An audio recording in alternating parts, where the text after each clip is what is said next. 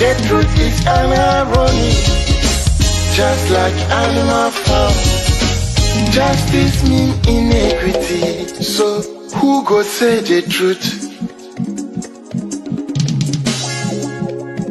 Who go say the truth? Christian can say silence. Islamic leaders silence. Kings and queens silence. Traditional leaders silence. So who go say the truth? We are them go so confused the call. Now by area why no better.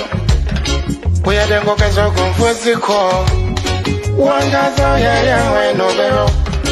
Who go say the truth? Who go say the truth? Oh, he need it now, see what I see so. Now your friend and I ain't come at them. Only baby obeka nice and yeah. So I want to bet you too. Everybody was afraid. And when you nan to my cottage again nine. Once my boy dumping one and I see. But who go tell the truth? Nanai or say me. Nanso bien person beka wasam because everybody is afraid. Anya safwe muayini. Aku draw for nyina danima.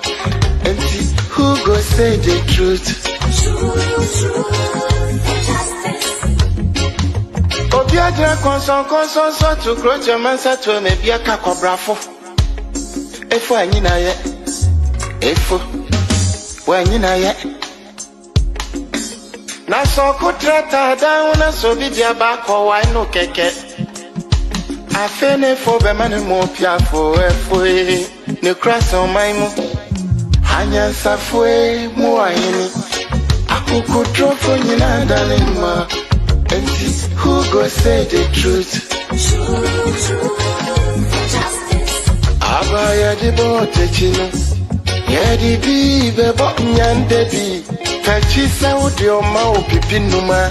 Would your mind never shine my preference? But who go tell the truth? TUC, silence. Even journalists, silence. So then who go say the truth? Right is right. Wrong is wrong. No matter how you justify. You say you wanna get rid of corruption. Someone want to help you. Now the person become your target. Jobless no they mean senseless. Poverty no they mean useless. One day then go resist.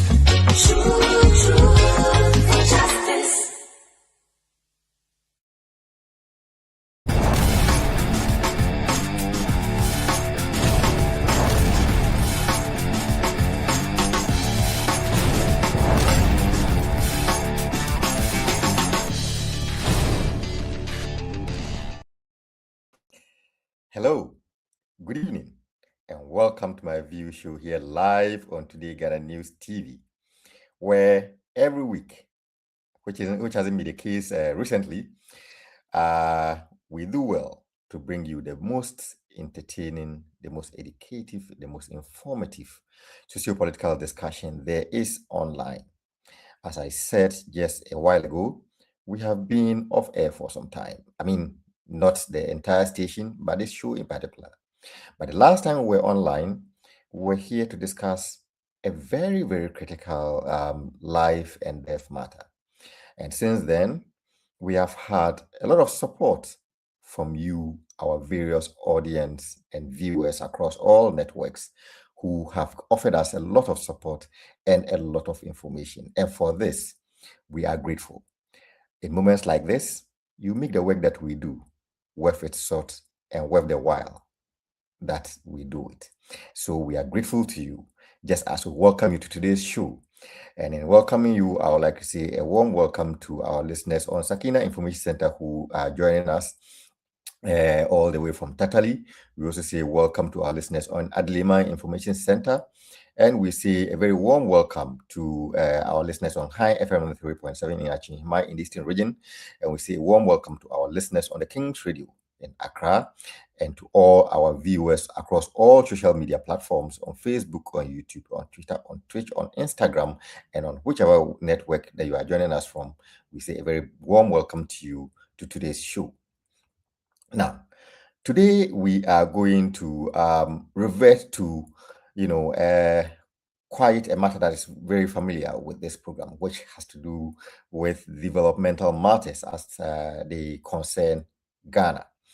But before we go to the topic in particular, I would like us to all draw our minds to the effect that, you see, there are some things or creatures that are called nation states, which is in its loose terms we call them countries. Now, nation states in most cases are not static. They start from somewhere, they evolve, and they grew with time. And as they grow, they change. People change their minds. They see some things, they abandon them, and they move on to other things. At other times, they abandon some things and they go back to them. That is why we see that nation states evolve and grow over time. And one thing that grows along with a nation state, in fact, one thing that underpins the development of the growth of every stage, of every nation state, especially those that practice Western democracy, is what is called the rule of law. Now, for most countries that practice Western democracy, they have constitutions, and these constitutions have laws that guide them in how they conduct themselves and how they carry themselves and how their lives are regulated and moderated. And as time goes on, for those who have parliaments, and most of them do, they seek to clarify things as they go along, set up more rules, and those come in the form of acts of parliament that also go to add to the laws in the constitution. Well, Ghana, like all other countries, have a constitution, has acts of parliament. And recently, the Parliament of Ghana sought or is seeking to change one of the laws that govern how life is conducted in Ghana. And that law has to do with the role of persons who have dual citizens in holding some positions in Ghana. Now, this is our topic for today, but like I always say, I say that on the show, mostly we don't have all the answers by ourselves, but what we do and what we can do best is to always bring people who are well-resourced, people who are on top of the topic, so that they can educate you and I and every other person listening, so that we can educate ourselves and get ourselves abreast with the topic and again get it abreast better. So for today's topic, we have gone back to our old friend of the show who has been with us all this while. And when we have, weighty political matters, he comes to our aid and try to share his opinion with us and share his resourcefulness and resources with us to help educate us and have a good discussion on such matters. So today, we are happy to be joined by Dr. Justice Salifu. Dr. Salifu, like I said, he's an old friend of the show. He joins us from time to time. He is also the head of research of NDC Pro Forum in the US of A, and then he is also the patron of TEAM in Lakeside University as well. Dr. Salifu, welcome to today's show. Thank you very much, my brother, for inviting me once again. And how are you doing? I'm doing great. We do hope that you've missed us just as we have missed you. In fact, you said it all. I miss the show and you. Oh, wonderful, wonderful. So I try to introduce the show for today, but let's do this for a second before we come to the show for today. Today, for all political watchers in Ghana, um, there has been a turn of some events, depending on where people sit, people interpret it differently. For environmentalists who have been campaigning for all these years about the destructions that have been going on in Ghana, especially as it has to do with illegal mining. And for some people in government who have taken this challenge on and have been on it for quite a while. Today seemed to be a landmark, seminal moment in a fight against illegal mining or galamsey or whichever form it may be. For people on the other side, they say it's political witch hunt. And I'm referring to the case of the sentencing of the Ashanti regional chairman of the opposition, the leading opposition party in Ghana. Seeing that this is quite a prominent topical issue in Ghana, how do you receive this particular news that came across? I think sometime early mid morning or afternoon, depending on where one is. Well, thank you very much for inviting me, and good evening to your listeners. Well, I read it. I didn't go read the details of what the judge's reasoning is, and then all the evidence, because the case has been going on for some time. I've been a strong advocate against galamsey because of the toxic effect it has on our livelihood. You look at galamsey areas, underdevelopment is manifesting severally because people are even selling their farms for people to do galamsey. It destroyed the water bodies, and it has become a menace we are all concerned about. So fighting it in any form, we should welcome that.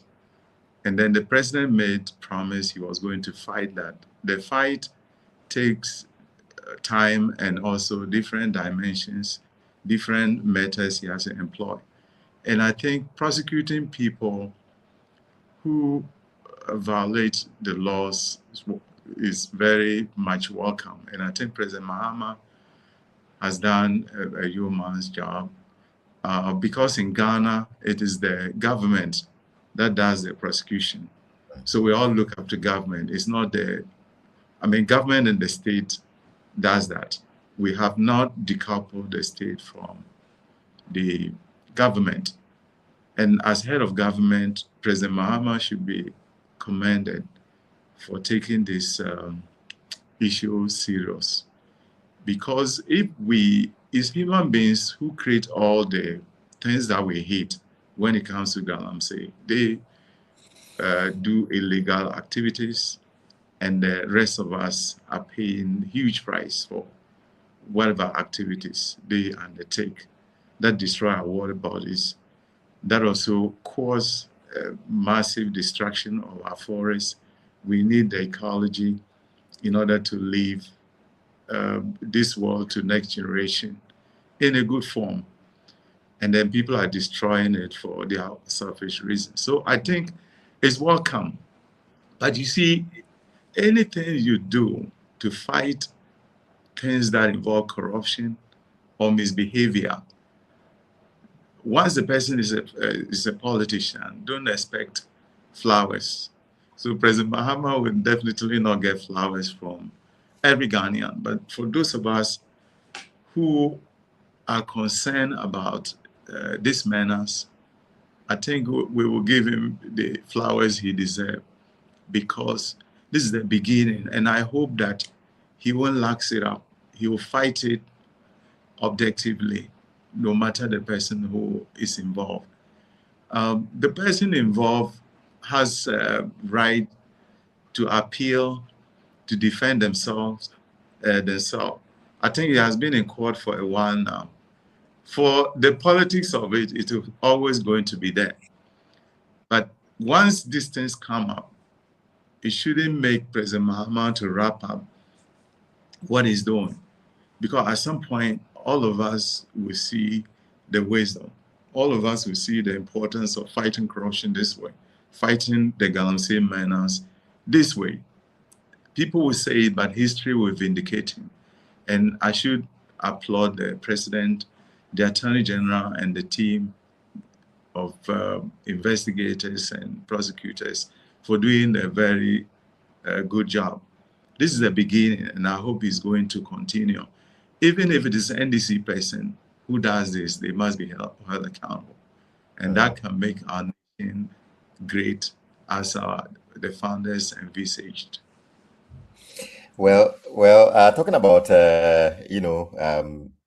making our nation great, and so, and just as you give your applause to the Attorney General and for all those who have assisted to get this case thus far, I think that it would be a good point to pivot to our topic for today. Seeing that we are talking about giving leverage to some other category of Ghanaians to also be able to contribute their quota to the development or in service of Mother Ghana. And that is for those who have dual citizenship.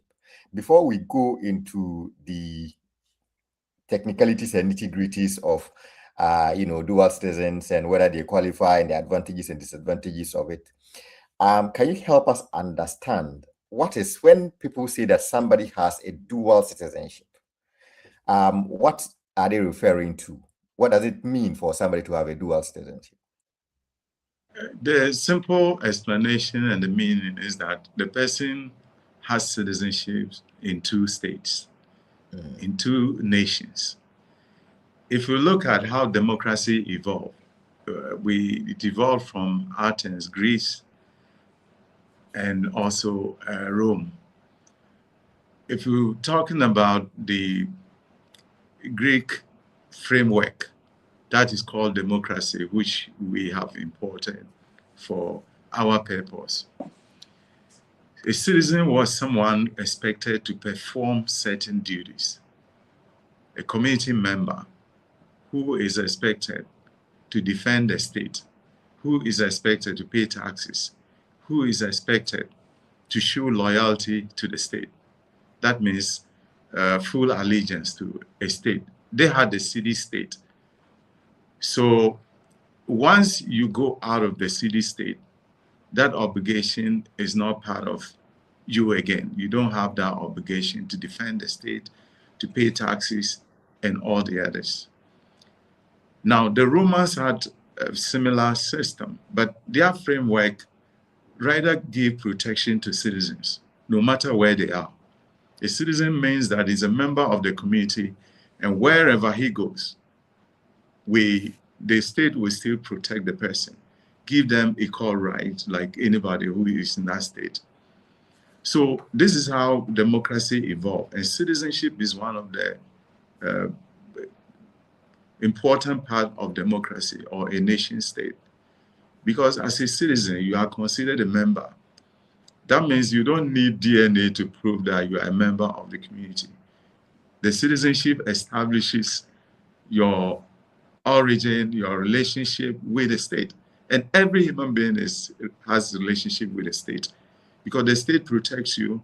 State gives you your identity. It gives you the culture. It gives you so many things that you need to function as a human being. So every nation, especially democratic ones, will always make citizenship part of the national constitution framework, whatever guides them. Britain doesn't have constitution, but it has conventions, and the conventions spells out how a citizen is dealt with by the state and by the government. So In our case, we are fortunate to have a constitution that defines our relationship with the state. So if you are a dual citizen, what it means is that you have two citizenships.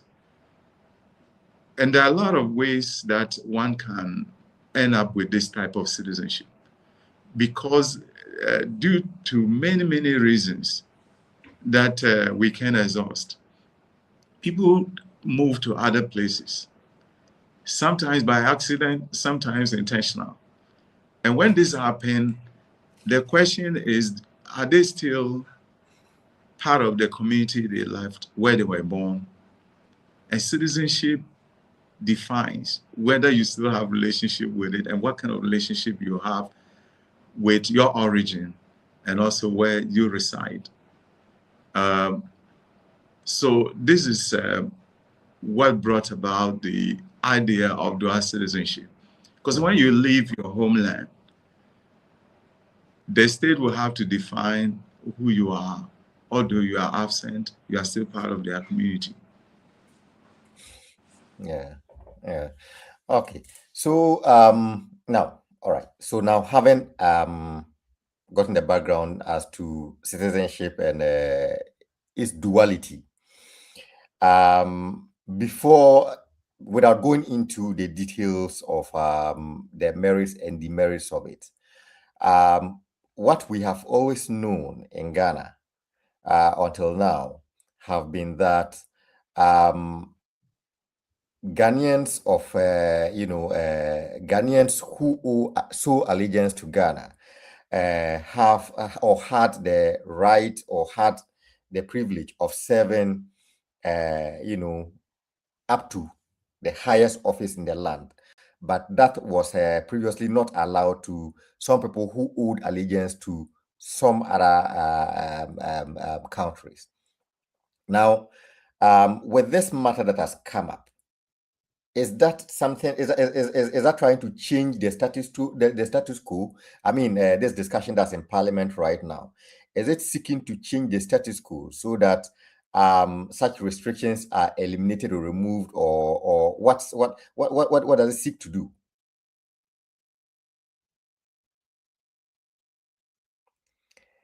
Hello, Dr. Salifu, are you with us?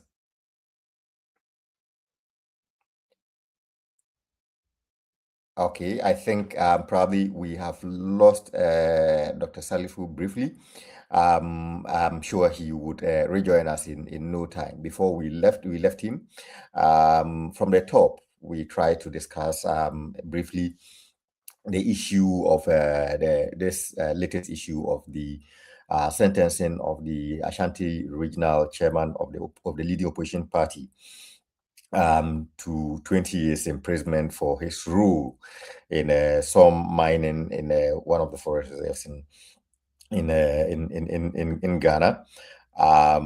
He from the perspective of Dr. Salifu, he thinks that this is a step in the right direction, and that to the extent that all other Ghanaians who who are in one way or the other living their life legitimately and conducting their lives according to what is prescribed by the law, still having to suffer the effects of this illegal mining in Ghana, that it's good that one way or the other, the government is stepping up to the plate and trying as much as possible to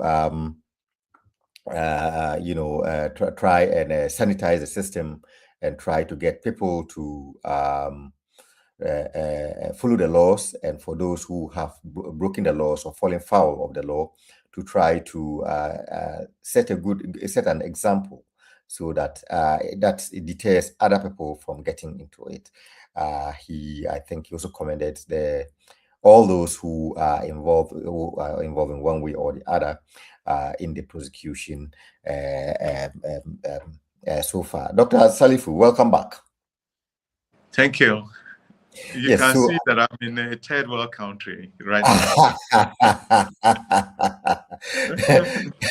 Yeah, we overcome. Yes, we shall overcome.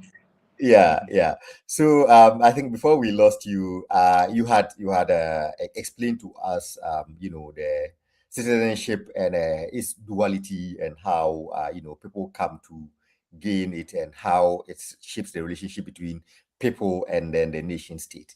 So now, what we are trying to understand is that previously, up until now, what we have known have always been that um, Ghanaians who have sole allegiance to Ghana have been the ones who have had unrestricted or unfettered, privilege to serve in all offices or all capacities in Ghana. And that people who had other allegiances probably were barred from contesting some positions. But this seemed to be changing. If I recall correctly, I think that in the history of this Fourth Republic, a former MP, or probably was an MP by then, was sentenced, because of his nationality issues. I think I'm referring to Secondary, who was sentenced for his nationality. And if we recall properly, just in the last parliament, an MP was also prosecuted for a long term, and this also had to do with his nationality, or the duality of his nationality.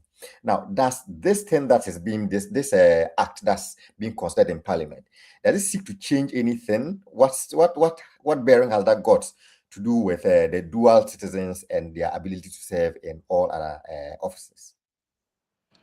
Like the foundation I laid with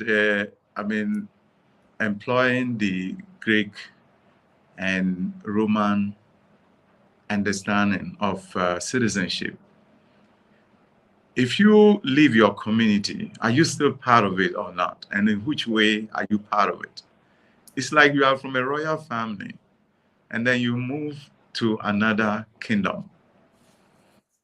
And then there's a chieftaincy position, and it says, because you are in another state for all this time, you have allegiance to that.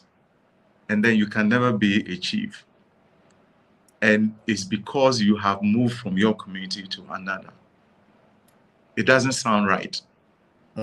Because if you look at even our local situation, chieftaincy is more valuable than citizenship. Because when you are a chief, you have the royal blood. You are a leader and you command authority. You lead people. You have more control than someone elected. But yet you can hold any type of citizenship and become a chief. So many things, when the Constitution was framed, the framers had legislative intent for everything that they put in our Constitution. And I think one of the things that they created a lot of erroneous assumptions was citizenship. In Article 8, simply, if you find a child in Ghana who doesn't have a father and mother, he's considered citizen by birth. That child can be Ghana president. So if you have a child, just drop the child in Ghana, and then we can locate the father, we can locate the mother, the parents. He's automatically qualified to run for president. But when he's brought here willingly, he cannot. Because once we identify his father, wherever his father is coming from is where the person is also coming from. Right. So if you look at the way the Constitution was framed, just few things, and then they are not just happenings, but assumptions, that if you have allegiance to two states, you cannot serve your people. What it means is that you are likely to be hostile to the Republic of Ghana. And whenever there's loyalty to choose, you won't choose Ghana, you choose the other state. That was the assumption on which our citizenship law was framed. Now, if you come to Article 94, which is the biggest elephant on the block, is that the founders indicated that you cannot run for certain offices, including parliament, if you have dual allegiance. But the complication is that at the time they said you cannot run for office if you have two citizenships. Ghana did not recognize two citizenships. So if you were to acquire citizenship of another country, you cease to be a Ghanaian. Because Article 94 spelled it out clearly. And even Article 8 states that once you acquire citizenship of another country, you cease to be a Ghanaian. Then you came to Article 94, Clause 2, and indicated that if someone has dual allegiance, they can run for certain offices. How did the framers know that there will be dual citizenship law in Ghana at some point? So it's so complicated. Because at the time they were doing this, Ghana hadn't allowed dual citizenship.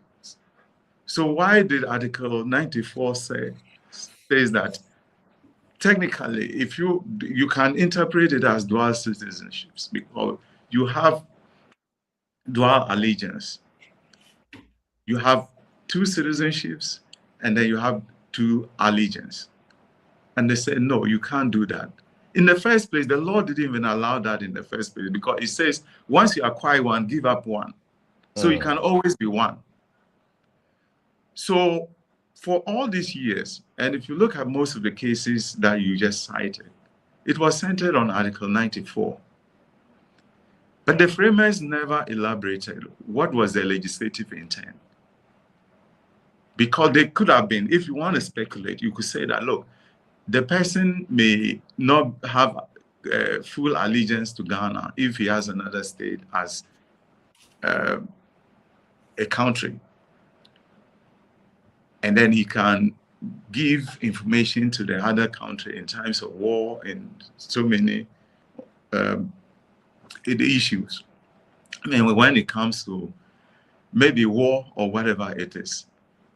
And then also there was the thinking that someone can abscond with our resources and then get protection from the other state, which has never happened since Ghana was founded.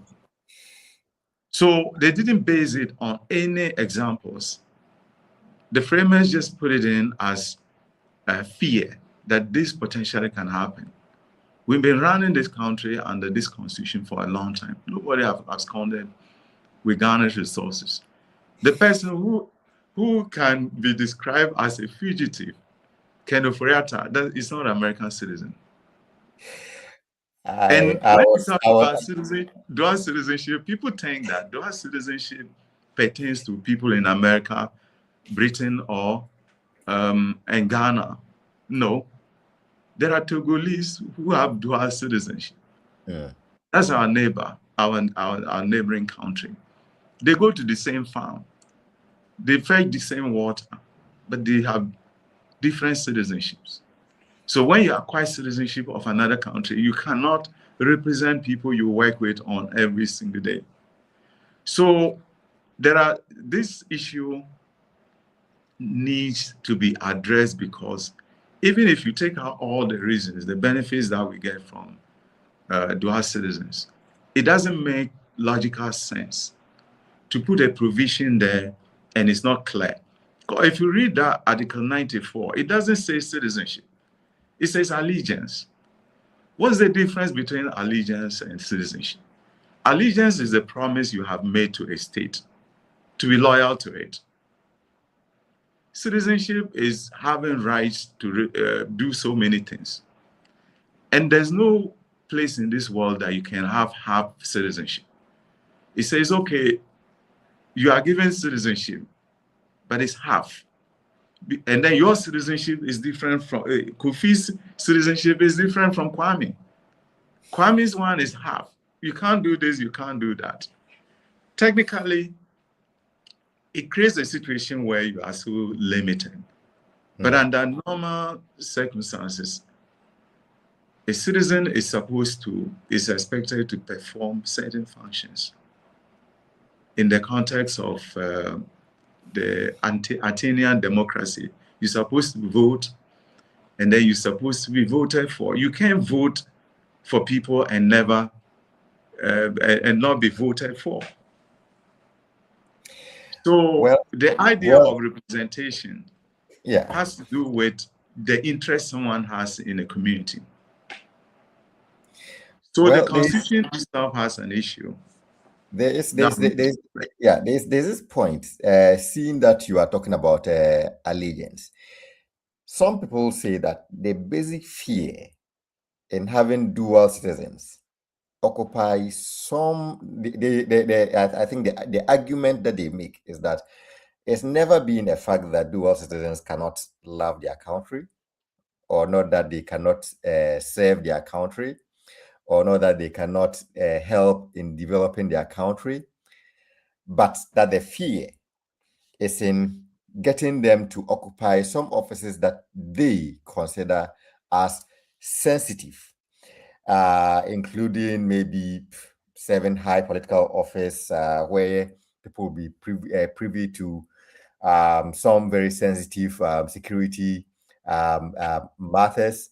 And the fear is that, once you owe allegiance to another country through citizenship, you are then obliged to serve that country once you are called upon. So if the country calls you and demands from you certain information, that as long as you are a citizen of that country, you ought to oblige.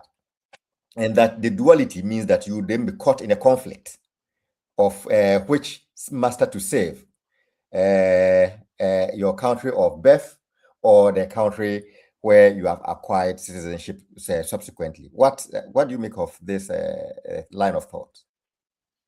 You see, what they overlook is that if what you just cited is the case, what is the powers of an MP? MP cannot sabotage Ghana more than the Chief of Staff. The Chief of Staff perhaps is more privy to secret information on our country than MP. What about the First Lady? The First Lady can be any citizen, but he sleeps with the President. He has more knowledge of what is going on in government than MP. But yet we allow that. Now look at Black Stars. If you play for Black Stars, you can sabotage Ghana more than MP because you can score a own goal. Now, we said the hypocrisy comes in when you look at it this way. You say, oh, you can't go to Parliament. Abedi kids cannot represent us in Parliament because they were born in France and they have French citizenship. But they can play for Black Stars. They can be our referee. So you decide to assemble Team B and then we get defeated. The Chief of Staff supervises most of the ministers. But he can be that. So at the end of the day, and also, if you are a dual citizen, you can be a chief. You can even be Asante Hini. And how do you compare Asante Hini in terms of influence, in terms of maintenance to a simple MP? See, they put this in there in our constitution because the thinking was that someone is always going to abscond. But if you look at it technically, it comes to who they wanted to compete with when it comes to parliamentary seat. And also the parliamentary seat, you don't just go and pick a parliamentary seat, you have to run for it. So why can't we leave it for the citizens to choose who represents them? If a dual citizen run and they feel that dual citizen will be very dangerous to their community, they will vote against the person. But yet we put it in our constitution and say allegiance. Look, there are people who are not citizens, but they swear allegiance to our country. if you follow our independence, before Ghana became independent, all Ghanaians were paying allegiance to the Queen of Britain. So they ever swear that they hold allegiance to United Kingdom. And if you look at all our presidents, except President Mahama, they were all born before independence. So that means Raleigh swore allegiance to Queen of England. Kufuor did, President Kufuor did, President Mills did. Did they actually have dual allegiance because they've ever swore allegiance to another and never recounted it? Mm. And allegiance, if your kids attend school in the United States, whether they are citizens or not, they will swear allegiance to the flag of the United States every single day. Right? So the founders will have to tell us why they use the word allegiance in Article 94. And if the allegiance they refer to was citizenship, they should have actually stated clearly that it's allegiance, citizenship. But they didn't do that. And I think this was put before the Supreme Court at some point. I think Professor Asare did this. But they did some modifications to some of the wording. Because if you look at the citizenship law, when you become a citizen of another country, you are not a dual citizen in Ghana automatically. You say you have to apply for it. So what sense does that make? The Constitution says you can be a dual citizen. But the moment you qualify to be that, you have to go and apply to Ministry of Interior, and then you are granted. Does that make sense? Now, you look at also how people acquire citizenships. If there's a pregnant woman and the woman is in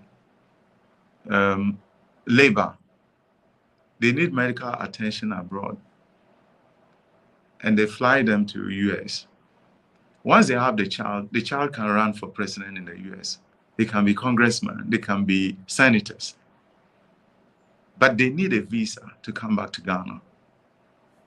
What is their crime? That we have actually ostracized them and think that they are not dangerous to our country because they were born in another country. And then you look at marriages. People marry people of other nationalities.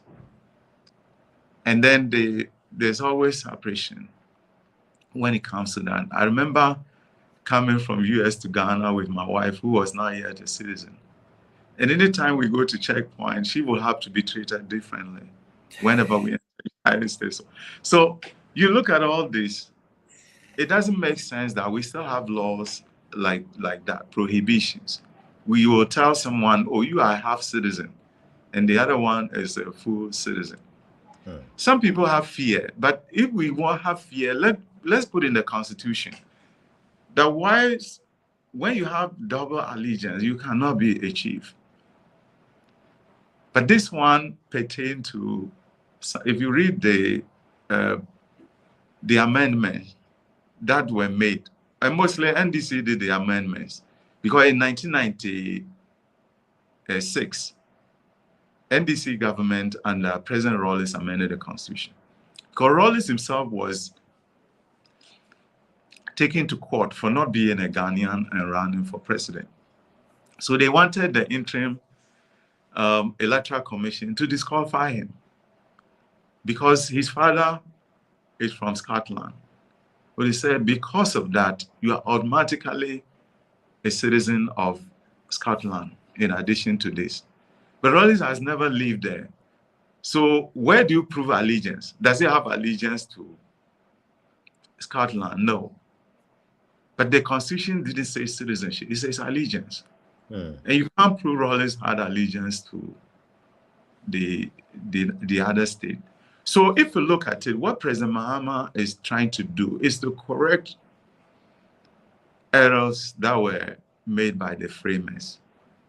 The framers were dealing with different times. And if you look at our constitution, it's not just the dual citizenship law that is controversial. A whole lot of things were put in there that we still need to change. If the president is in Togo, Lomé, if he's going to Lomé, he needs to hand over to Vice. If he's going to Upper West, which is farther than Lomé, to Accra, he doesn't have to hand over. And they were doing it because two presidents were overthrown, Nkrumah and Bozia. So they put it in our constitution. Now we don't have coups. Can we just amend it? So when president travels, he's still the president of our country. And then there are other provisions that, are very questionable. So President Mahama is trying to streamline our constitution, and we should give him the support. It's not about people getting elected to. How many dual citizens want to be MPs? If you do that, even if you change the law, I don't think many of them will. And the example we have on our hands is Opuriata is not in Ghana to face the prosecution. He's not a citizen. Well, right? So there's no fear to entertain in the first place. Well, my suspicion is that even if dual citizens are allowed to contest anyway, their opponents would use the duality of their citizenship to campaign against them. And then it would lie in the mouth of the electors to decide as to whether they would buy into it or not. But there are two more issues that I want us to discuss. Probably we'll go on a short break. We'll come back. So two issues. First of all, we'll look at maybe what we have been talking about, the thing that scare people the most, and how probably the laws need to be realigned. But if we do then overcome our fears and allow dual citizens to occupy some positions, what can be the benefits that can inure to the country and their communities? Then we probably conclude with the other part, where I think we have the Council of State that is trying to make an intervention, and among other things, I'm not sure. I'm not sure about what the specifics of the concerns are, but I think maybe they also raise procedural issues as well. So probably we'll take a short look at that, and then we can wrap up. So we'll go for a short break, and then when we come back, we'll look at those two areas. So for all our listeners who have made time to join us, go nowhere. We will be right back shortly with Dr. Salifu, where we will take a second look at the topic of dual citizens and occupying some positions in Ghana. Stay tuned.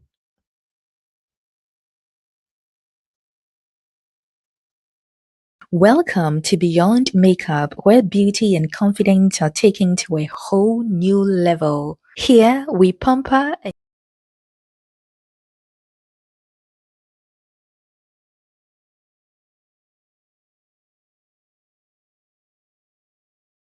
Welcome to Beyond Makeup, where beauty and confidence are taken to a whole new level. Here, we pamper and take care of you like royalty. Enjoy our gentle waxing, refreshing facials, and soothing massages that melt away stress and leave your skin glowing. We also offer professional makeup services, manicures, pedicures, durable nail extensions, and perfectly sculpted ombre brows. We give you the most perfect soft lashes that highlight your natural beauty. At Beyond Makeup, every visit is more than just a service. It's an experience of care, elegance, and transformation. Locate us at Chado Last Stop or call us on 0559 933 505 or 0506 474 911. Follow us on Facebook, TikTok, and Instagram.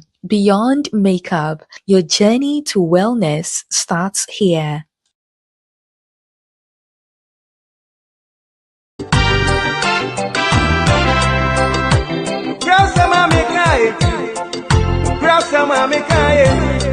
Hallelujah, hallelujah. Enka osoro hene ka apostle Stephen Amuako ho okwantrefo panyi ene kofa baye edema Inner World of God Ministry International ewo biblical truth memenda ediye nimi ene memenda bia abra abo enumere nonso Ghana time yeyi ni life ewo Today Ghana News TV biblical truths power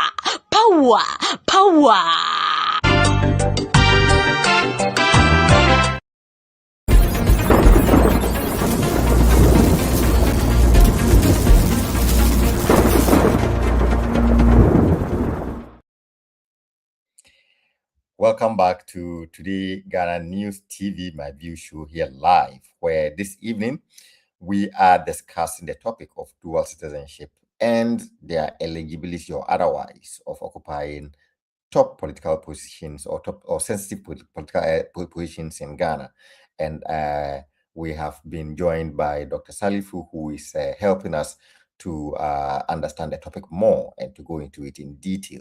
But before we go further, let's welcome back our viewers and listeners who are joining us. Let's say a warm welcome back to our listeners on Sakina Information Center in Tatali. Also to those who are joining us at Jaframa TV, you are also welcome. At Limai Information Center, you're also welcome. Hi FM 3.7 at Jihima, you're also welcome. The King's Radio, you are welcome as well. And for all those who are joining us on all social media platforms, welcome back to the show. Now we take some comments from our viewers and listeners, and then we welcome Dr. Salifu back to the show. Jaframa TV, you say, welcome back, Doctor and Doctor. You are watching from Rara Oti region. Thank you very much, Jaframa TV, for always making time to join us. Kweku Ivu, you see, why is it that Ghanaians in the diaspora are only allowed to play for Black Stars and not to contribute to political and national and nation building? You are watching from Suhum in the Eastern region. Thank you very much for that. Sekapa TV, you say, kindly ask Dr. Salifu, if someone holds a US and a Ghanaian passport, which country will the person be patriotic to? You are watching from Jumapo near Koforidua. Thank you very much, Sikapa TV, for joining us. Then the next comment comes from Lady Mal _2. You say Dr. Salifu needs to be in government to help shape government policies and programs for a better Ghana. Well, Lady Mal, thanks for the shout out. You will never know. Maybe when Dr. Kass will ask him whether he's not in government already. Lady Mal, you say you're watching on Twitch from St. Petersburg, Russia. Thank you very much for always joining us on Twitch. Jibodi, if you say, I think the judgment is not harsh. Chairman Wuntumi deserves it. Ghana is working again. Greetings from Sunyani. Thank you very much. I don't know. I think the maximum he could have got was 25. The minimum was 15. I think the judge struck it in the middle, 20. And you think that's not harsh enough? Well. Frimpong Buffy. Frimpong, you say, good evening. I do not have much right, but to learn. Very educative and insightful. You are watching from Akuse near Somenya. Thank you very much, Frimpong, for joining us.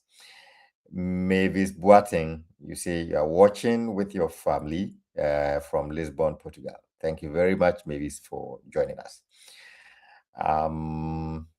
Let's see. The next one comes from Natafum. You say, good evening. This discussion is for those in Parliament and government to hear and to take notes. You are watching from Tatali, Northern Ghana, and greetings from Sakina Information Center listeners.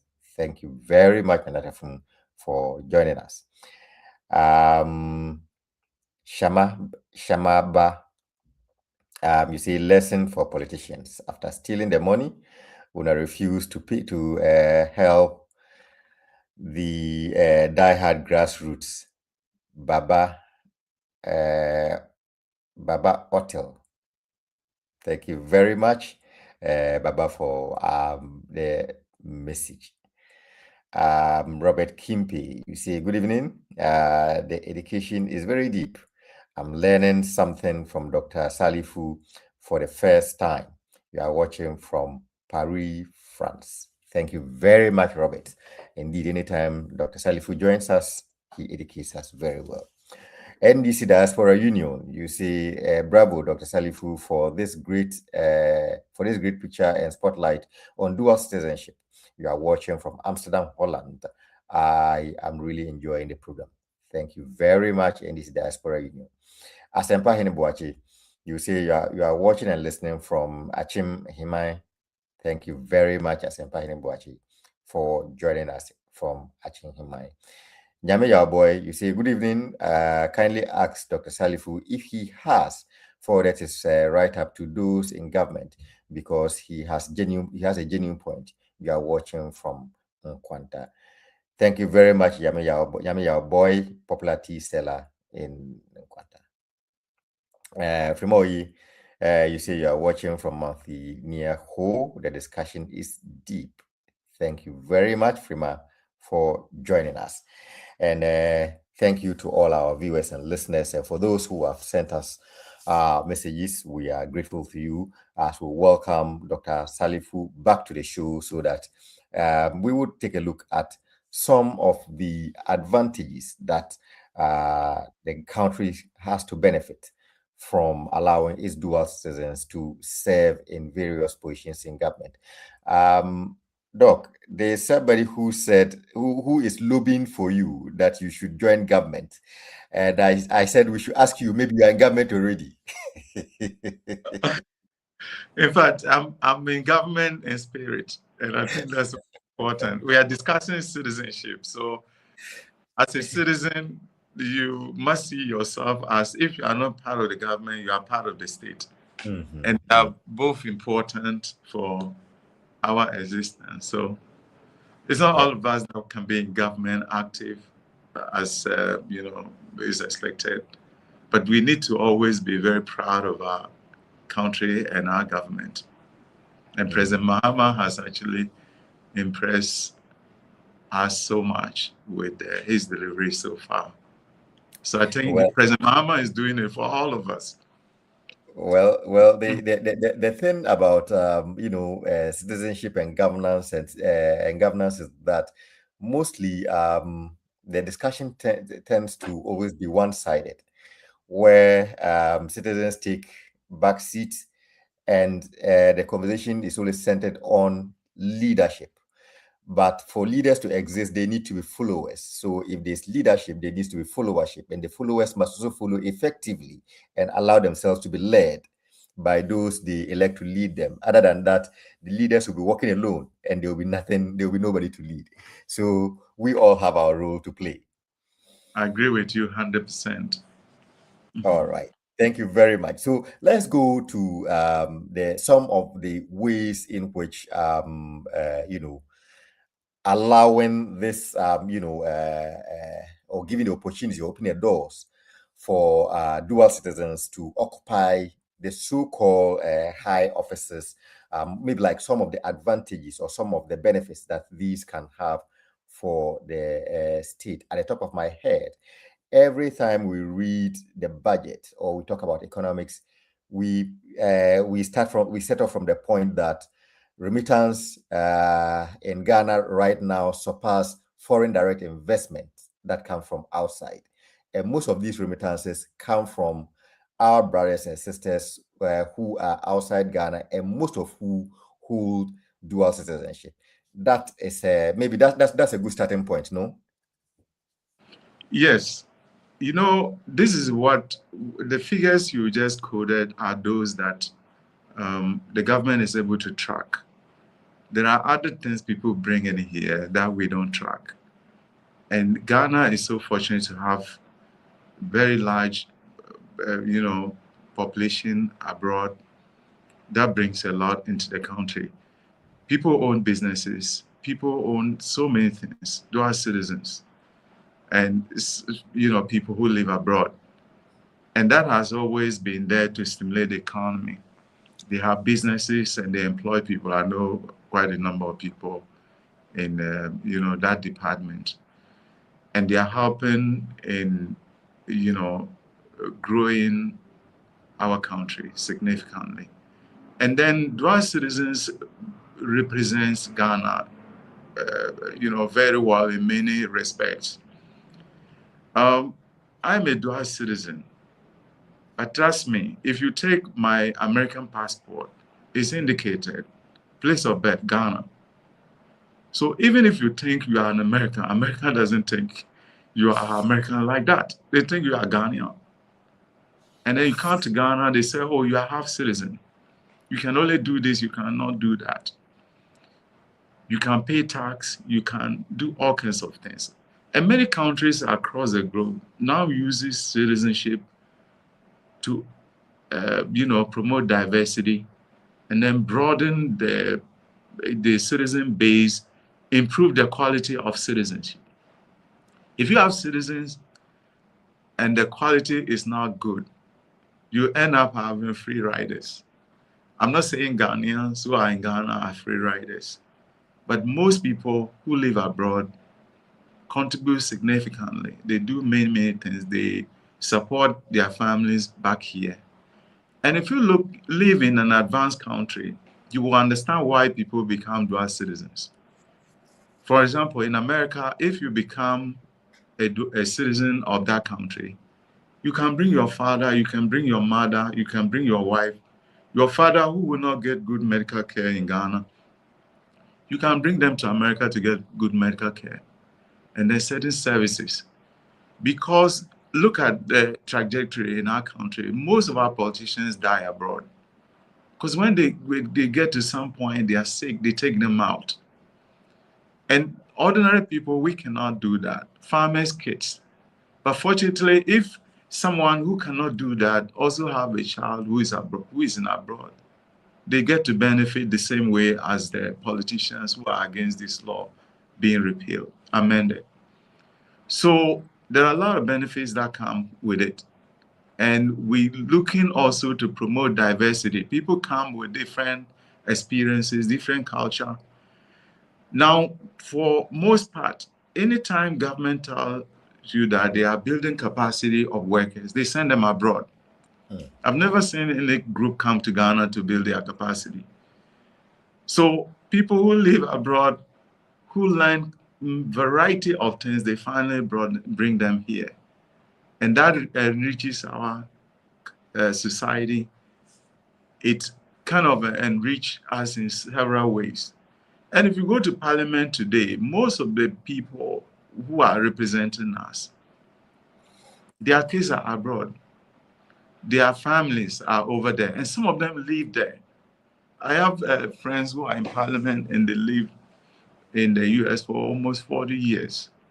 And they are back with rich experience to help develop our country. Now, we should also amend the law because the law doesn't make sense. Homosexuals, it is not written in the Constitution that they can represent Ghana. Dual citizens, a certain segment of the population can just represent. We are quiet about it. But dual citizens were targeted because the idea was that if you give them that power to represent our country, they may compromise our interests. But I don't think there's anybody living abroad who is not proud of their country, because over there, they will never be proud of you. So most people get citizenships for convenience and sometimes for occupational reasons. So the complication is so manifested in many ways. And I think President Mahama amending it would do a very great job for all of us. Okay. The dual citizens also, when they come to represent, they can enrich their community. They can also bring their network to influence change in their community. I was just jokingly telling someone that if there were to be a law in our country that if your kids don't attend schools in your constituency, you can't represent them. How many people would have represented their constituencies today? The 275 members. Most of them, their kids, I mean, with all respect, don't attend schools in their constituencies. If they are sick, they never go to hospitals in their constituencies. I would have gone a step further to say that if you have to represent a constituency, you have to receive health care from that place. You know. And then when you die, because most of them will die abroad, but they want to be buried in that community. They didn't want their kids to attend schools. So we need to kind of put most of these things with all seriousness, because if you think this doesn't affect you, you don't know where your kids will go. Your grandkids, you don't know where they are going the next few years to come. So we should streamline it and then let the people of this country make a decision. If you want almost dual citizens to represent you, give them the chance to mount the platforms and tell you why they want to represent us. And then we vote them down or up. But they shouldn't be ostracized because they leave this country and then they have legal right to vote for another government. So let's probably conclude at this point with the little technicality that seem to be at play. I'm not, like I said, I'm not very well versed with the angle that the Council of State is pushing, whether it is the law as a whole or the approach that is being adopted that is the concern. Is that something that has come to you, or have you taken note of the concerns of the Council of State? Well, the Council of State is more like a secret society, and with the constitutional amendment, is one of the institutions that needs to be reformed. There was a time Yana made a proposition that we should convert it to second chamber, and I am 100% in support of it. It didn't get much discussion in the media, but I think it's very important. Because you see, the Council of State is a parity of the US Senate type of thing, upper chamber, where you bring revered people to support government. But the US Senate has the responsibility to advise and consent. So when the president does anything and send it to Senate, they'll look at it and say, okay, it's good. Do it this way. Or we disagree, we agree. And their disagreement and agreement is binding on the president. In Ghana, it is not. Council of State doesn't sit in public. So you and I will keep speculating. We pay them. We get them elected. But we don't know what they do because it's not in the public domain. They are paid salaries. You see, so at the end of the day, the second chamber doesn't look at bills. They don't look at so many things. And you see, if you look at Ghana's president, he has a bevy of advisors.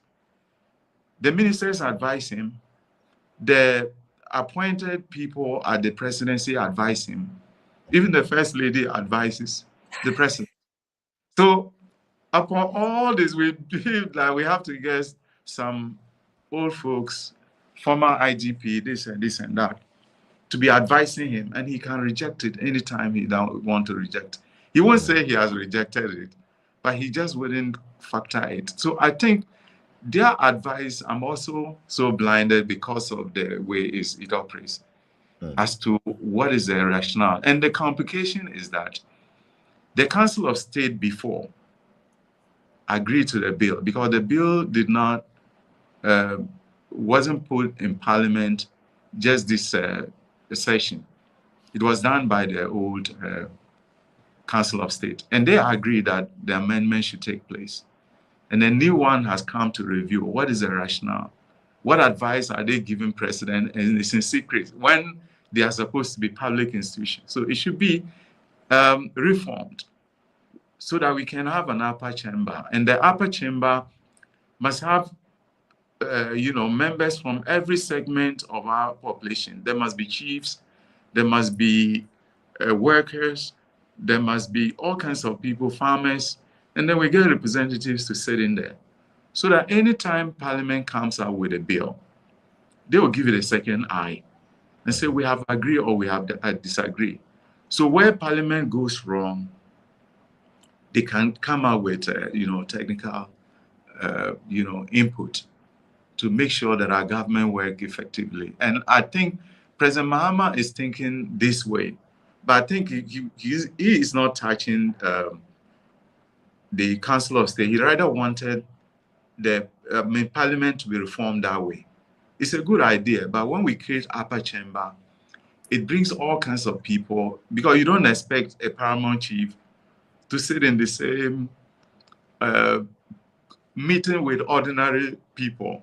So you can't put them in ordinary to be in Parliament, but Council of State type of thing, or Senate can accommodate people like that.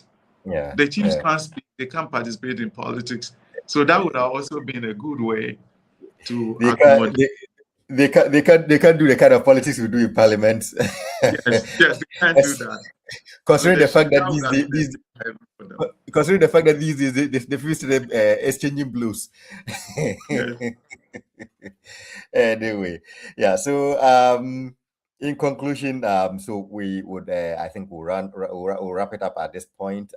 In leaving us, is there something that we are still missing in the discussion that you would want to draw our attention to in this matter, and what would be your final say to this matter? Well, I think Ghana should embrace the idea of amendment. President Mahama came up with this. Many presidents tried to do this. Even I believe if Dr. Baumia had won election, he would have amended it because he proposed it also. So I see more consensus on this issue, because it's going to enrich our country's democracy. America, as big as it is, it amended and created dual citizenship in the 60s, although it has been there for over 200 years. So if we don't do it now, as our society develops, at some point they will do it. So let's do it to accommodate people who are not here. For some reasons, they are citizens of another country, but they love this country and we want to serve it to death. So let's give that opportunity. Let's incentivize Ghanaians abroad to invest more here to support our government. India reckon about 135 billion every year from their foreign, their diaspora. And I'm happy Ghana, we keep increasing the number. I think it's about 8 billion now. Yeah. And if we continue to accommodate dual citizens, they will invest here. They will bring their rich experience to enrich our, discourse in Parliament and other places. So I believe that most Ghanaians will support this. Don't look at only US, don't look at only people living in Canada and other places, but look at even our neighbors. And African unity is always very important, because the colonial masters divided our Africa to 54 countries. And then we can't even cross a border without a visa, because the individuality in those countries are so entrenched. So I think amending the dual citizenship law will give people the chance to even integrate, to even see themselves as citizens of another country. And Nkrumah's vision will be on the way to be, realized. Okay. Thank you very much, Dr. Salifu, again for making time this evening to join us on this particular topic. As always, we appreciate your contribution for always educating us on these matters and for helping to bring matters to light. We are most grateful to you.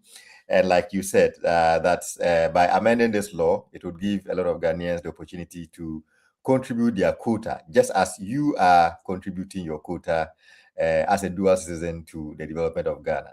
So we are most grateful to you, and thank you for making time to join us this evening. Thank you for inviting me. All right. So, thank you very much to Dr. Salifu and to all our listeners who have made time. Like I said at the top of the show, countries grow, countries develop, countries evolve. So if at some particular point in the history of Ghana, it was in the wisdom of Ghanaians to, have some laws that reflected their thoughts at the time. And at this point, Ghanaians feel that they probably have outgrown those particular thoughts, and that they would want to have a different line of doing things. So be it. And so we look forward to the bill as it's pens in Parliament, and we see what would eventually come out of it. As Dr. Salifu said, there are lots of benefits that the country stands to benefit from it. But while doing that, we pray that the law also take cognizance of some of the concerns of some of those who are afraid, so that if for nothing at all, it releases them of their fear, so that we can grow together and build our homeland Ghana together. So on this note, we would like to say thank you to our viewers and listeners who joined us today for this evening. We say thank you to our listeners on Sakina Information Center in Tatali. Also thank you to our listeners on Adelimai Information Center. Also, we say thank you to our listeners on High FM 93.7 at Chunhima in the Eastern region, just as we say thank you to our listeners on the King's Radio. And for all those who have made time to join us this evening on all social media platforms, on Facebook, on YouTube, on Twitter, on Twitch, on Instagram, on LinkedIn, and on all social media platforms, we are grateful to you. Stay blessed, stay safe. God bless our homeland, Ghana. Good evening.